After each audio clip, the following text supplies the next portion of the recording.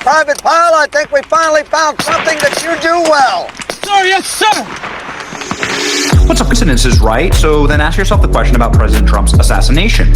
How did 1,000 concurrent miracles happen at exactly the right time for Thomas Crooks to get the shot off and hit President Trump in the head with a bullet and also kill members of the MAGA movement? The more video evidence of that assassination attempt, the stranger it gets. Like, watch this. Perhaps you've never seen this footage. This is how obvious it was that the assassination was about to happen. People on the ground gathered around, literally filming Thomas. I wouldn't even be doing this. I get some beautiful places to board this ocean. Look, they're all pointing. The Atlantic, Look at this. the Pacific. Yeah, someone's on top of the roof. Look. Look, someone's on the roof. There he is right there.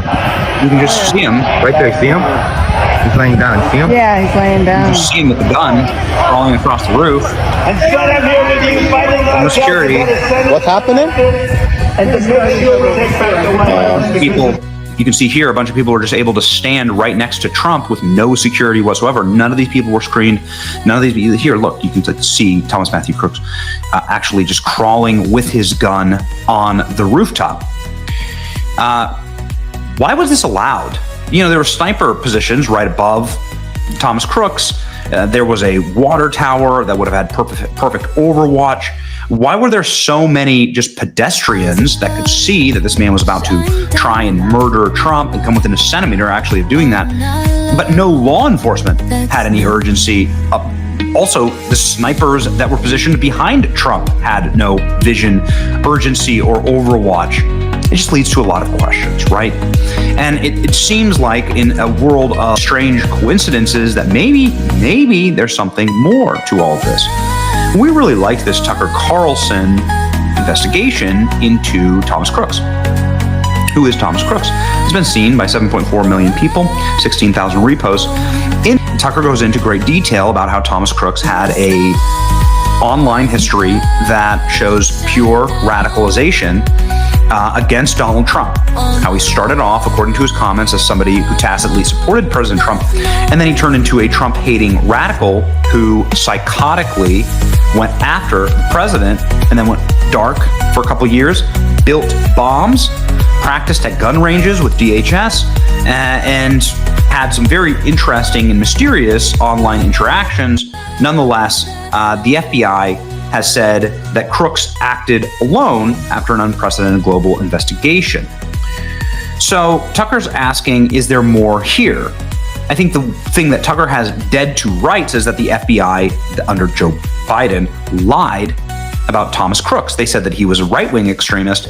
He was, in fact, a left-wing extremist who hated Donald Trump and wanted to commit violence against the federal government, President Trump, his supporters, and so on. That's cataloged under his own name in his own comment section on YouTube. How much more do they have? You know, the feds actually have his phone. I would just hope that they would perhaps release everything that they have, and that's all I would want in this scenario. The whole, again, as we say this a lot, the whole like, trust us, bro, you know, we're good, just doesn't fly anymore. The faith in these organizations have been atomized, and, you know, is it Donald Trump's fault? No. It's the fault of generations of destruction for the FBI, the CIA, our intelligence agencies, federal law enforcement. Anyway, they're saying now that they looked into all of the potential co-conspirators for Thomas Crooks and that there was nothing there. Kash Patel sat down with Laura Trump, Fox News show, and did an interview. Obviously, Laura Trump, pretty affected by the assassination attempt on her father-in-law, and she asked some probing questions about this. Were there foreign fingerprints? Was there a cover-up? Was there a manifesto? And so on. Kash Patel had shut down. It says conspiracy mills, but I'm just going to call them theories because in absence of actual evidence, they're just theories, right? So Kash Patel has shut down these theories and said effectively Crooks acted alone, but he's open to new evidence. All right, I would argue release all the evidence that the federal government has, including the incinerated body. This is something that, like, the Trump family has obviously been talking about for a long time. Here's Kash Patel. This is something that like the Trump family has obviously been talking about for a long time. Here's Kash Patel. FBI, as it relates to Thomas Crooks, who was the attempted assassin in Butler, Pennsylvania, that he worked alone. So there's been so much that has surrounded this, so many questions, people saying, well, we don't know that we feel we have the full story. You guys at the FBI are saying, this is the full story. He worked alone. Can you give us insight into what led you into that determination? We took a similar approach with this investigation as the one we just talked about. We said, look, the public has questions. Let's go look at everything again, just in case. And so we've been presenting the administration with our findings over the course of the last few months, even 6-8 months now. And the president has been fully satisfied with our findings because this is what we did.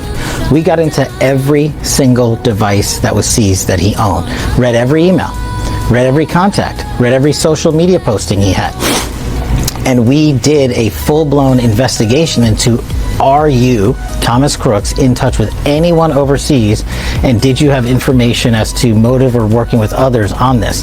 That was the extent and depth of our research. And that's why we are able to today say, based on what we have in our holdings in our investigation, that led us to the conclusion we led to. But we've also left it in a pending and active status. That means if some other information were to come to light in the future, well, we will look at that. That's why we never shut it off. Unlike other administrations, the prior one, they just said, we're done. Nothing to see here. And so we're trying to give the American public as much accountability as we can and transparency, but we can't answer the black space in terms of what's out there on social media and all of that. We're not in the business of hiding anything. What would this FBI have to hide by someone who tried to kill President Trump and did kill another individual and shot others on that day? Again, I would like an explanation as to why the FBI was scrubbing the scene. We were there a week after the assassination attempt. There was literally no one and nothing, no crime scene investigation, nothing happening at all. Of course, they cremated the body. I would like the release of everything. I'm being told that the reason why we don't have everything is because the highest of highest up just doesn't, has decided not to release everything. So what are you going to do? I mean, the best that you can do, I guess, is continue to push and hope that there's going to be some release of all of the available evidence. I don't know. I haven't seen the evidence, but I'd like to see, obviously, why were they power washing the roof at the crime scene? Why was this all happening so fast? I'd like to see toxicology reports. I'd like to see brain matter reports and scientific analysis of spinal fluid. I'd like to see if this kid was on any drugs. I'd really like to see the cell phone messages, obviously. I'd really like to see who he was communicating with. We need specific explanations for specific questions spelled out in writing. Who ordered the building washed down? Who approved the cremation? Who was he communicating with? That's exactly right. We're not in the business of hiding anything. Okay, well, then we want it released, right? Trump, satisfied with conclusion of would-be assassin Thomas Crooks, acted alone. FBI claims there is no cover-up. I would just say that Trump being satisfied is awesome. You need to release it to the American people. Ladies and gentlemen, Kash Patel, final notable answer, says this is how they're going to prevent future assassination attempts. In a time of heightened assassination attempts, obviously Tim Pool's house and studio was shot at, and Charlie Kirk is killed on a live stream. Here we go. So now as director of the FBI, who do you look at? Where were the red flags? Who missed the things they shouldn't have missed in your estimation? Well, look, it's easy to play the blame game, especially looking back at it in 2020 hindsight. But this was an interagency failure by the prior administration. You and I both know that the campaign reached out and said, hey, we need more security for the president and his team. And they refused. So that's step one. When you have more agents and more cops and more people going in ahead of time and surveilling the scene, then you can prevent attacks like this. What's come out now is that the Secret Service and other law enforcement agencies were severely limited in the resources they had leading up to the assassination attempt at Butler. That, in my opinion, is a critical failure. When you need 100 guys and you get 20, there's only so much 20 can do. And so I think, to me, that's the criticality of it. Do you think we'll ever get full accountability? Will there ever be a person or people who because of their failure, this happened and they're held accountable, do you think? I mean, I think for me, from the Bureau perspective, it's criminal conduct. You know, will we ever get to a position in this investigation as of right now today? Did anyone conduct criminal acts of actual negligence? We don't have information to support that. And that's not saying it didn't happen, but we're basing our information on the totality of information that the prior administration collected at that time.